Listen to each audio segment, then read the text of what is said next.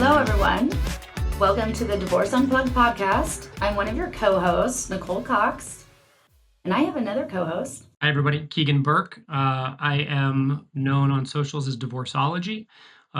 My disclaimer is not a lawyer, not lawyering, not legal advice, not giving legal advice, but really looking to have a very open discussion around all things divorce, custody, separation, and the like. So, pleasure to be here. And I am also known on social media, but I'm known as the Family Law Liaison.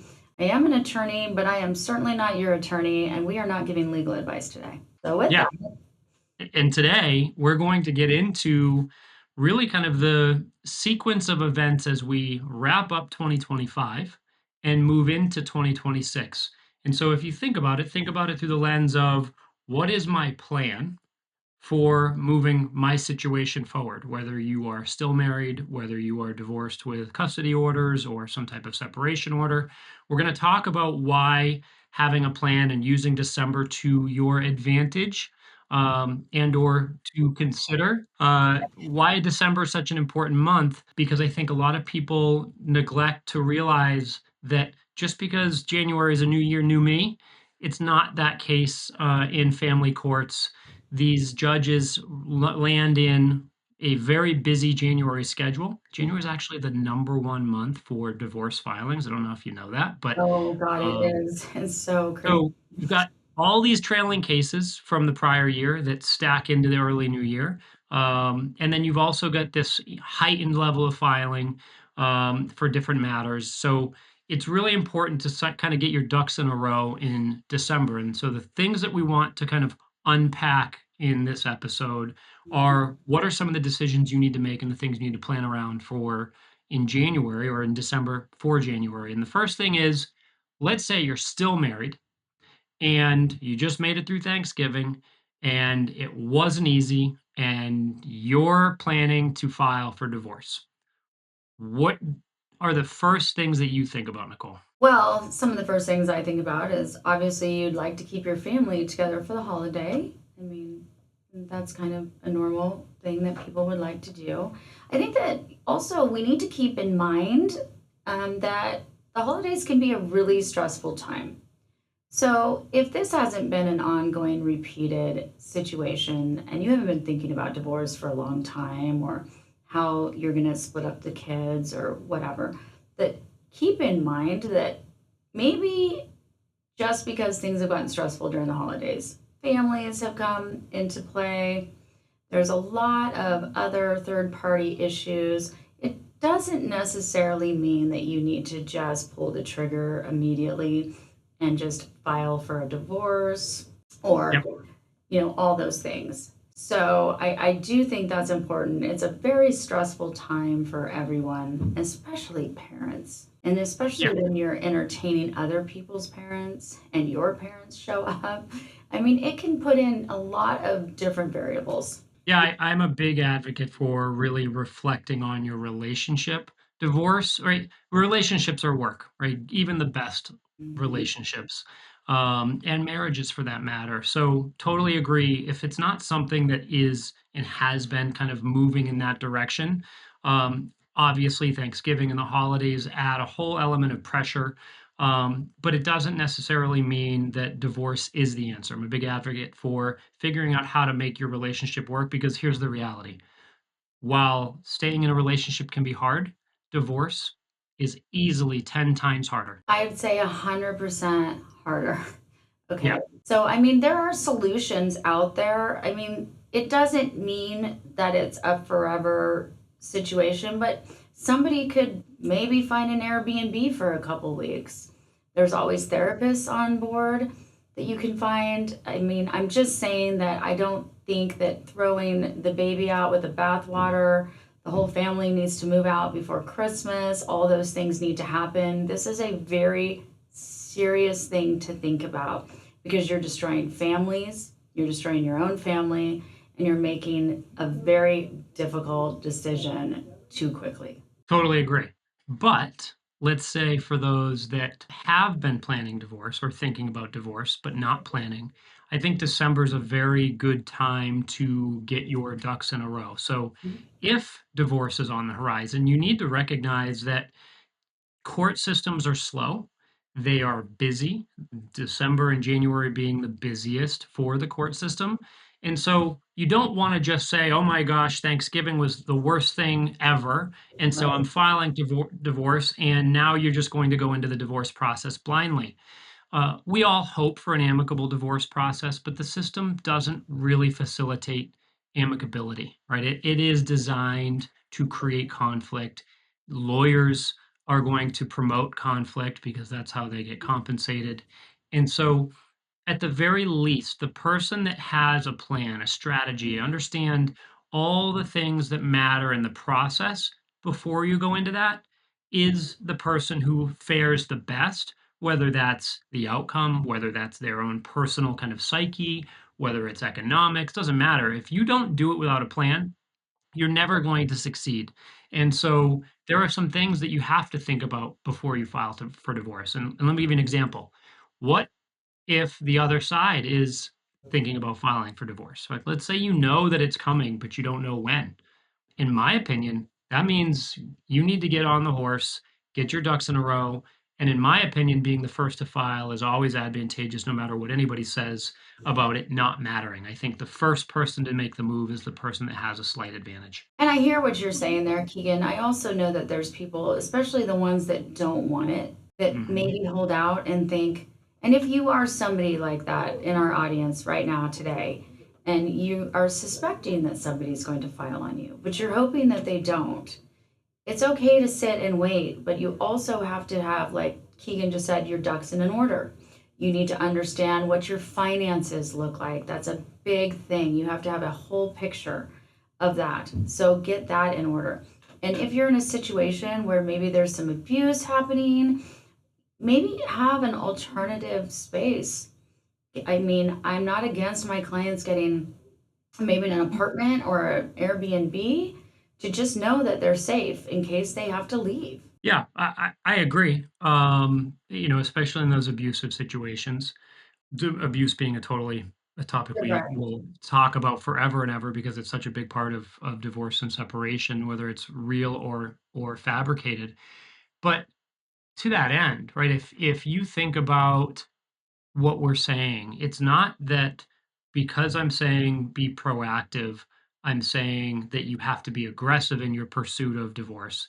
It's ensuring that you have your I's dotted and T's crossed because the Mhm. first time you don't is the first time that your attorney takes advantage of you or the circumstance or the other side's attorney is able to push the other side into something that you don't want or don't need from a conflict standpoint.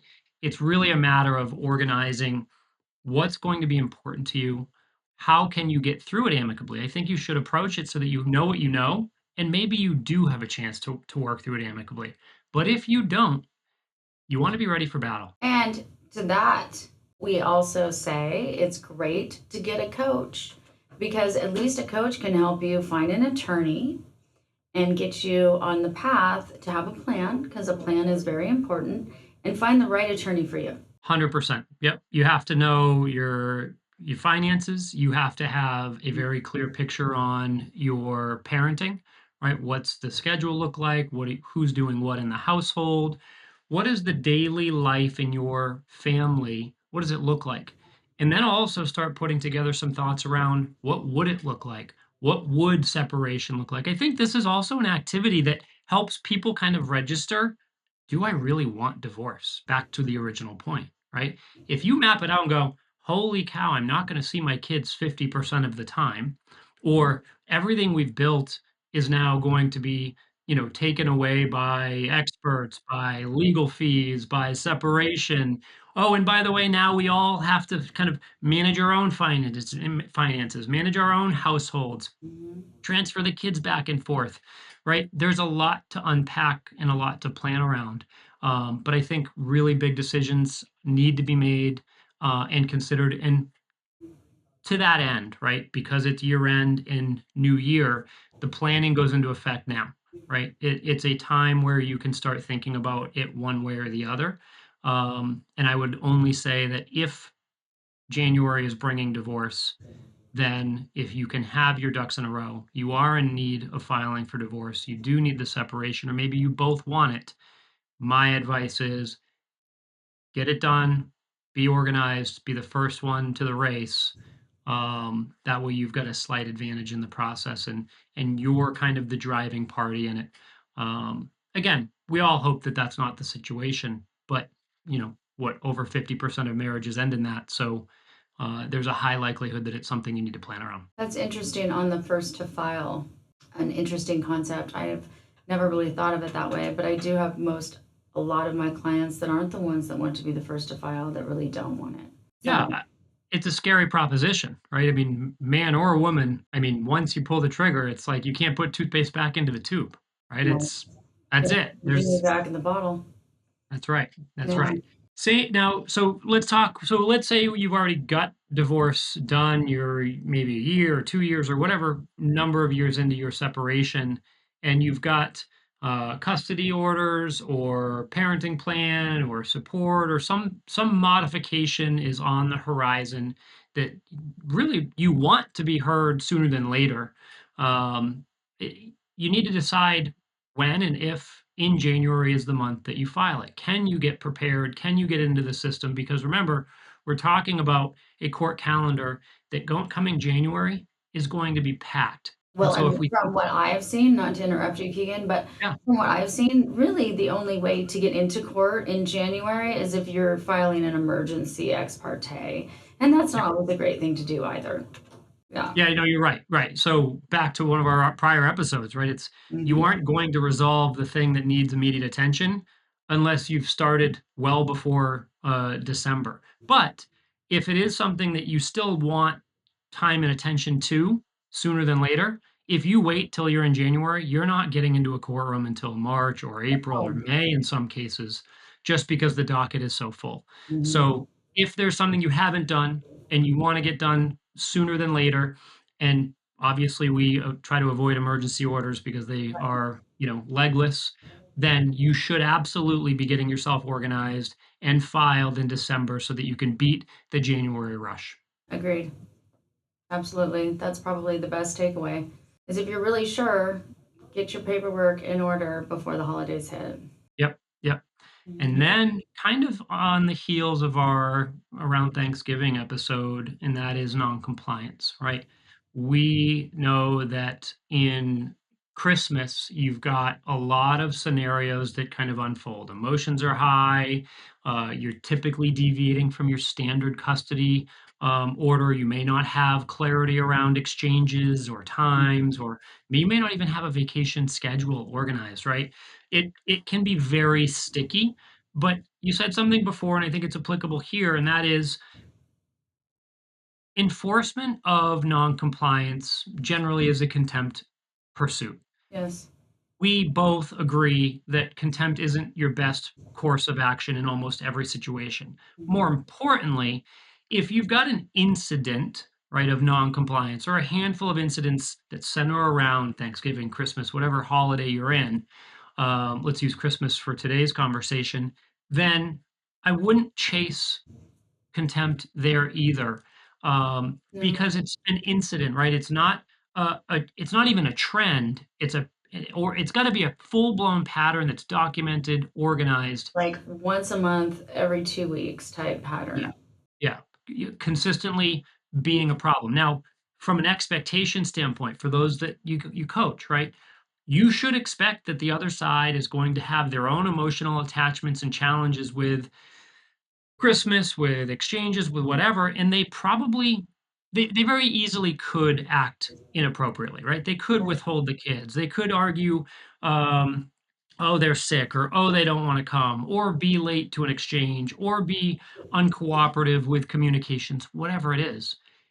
For you to ensure you don't act inappropriately so that the other side can use it against you, you need to expect poor behavior out of the other side and set the stage so that you can deal and accept it. It's not, I tell people all the time, you're right. It's not that you're wrong. It's just there's not a lot that you can do about it, No. even though you're right. So you have to kind of like it's almost like you've got to get from point A to point B, and there's a river in between, and you have to walk around, right? It's you Well, still have to get yeah, to point B. I think you made a good point. I honestly believe that judges expect this sort of behavior out of parents. So they don't take it as seriously, like you just said, if it's on a holiday versus if it's like constantly every week. Because we expect bad behavior out of people going through family court during the holidays.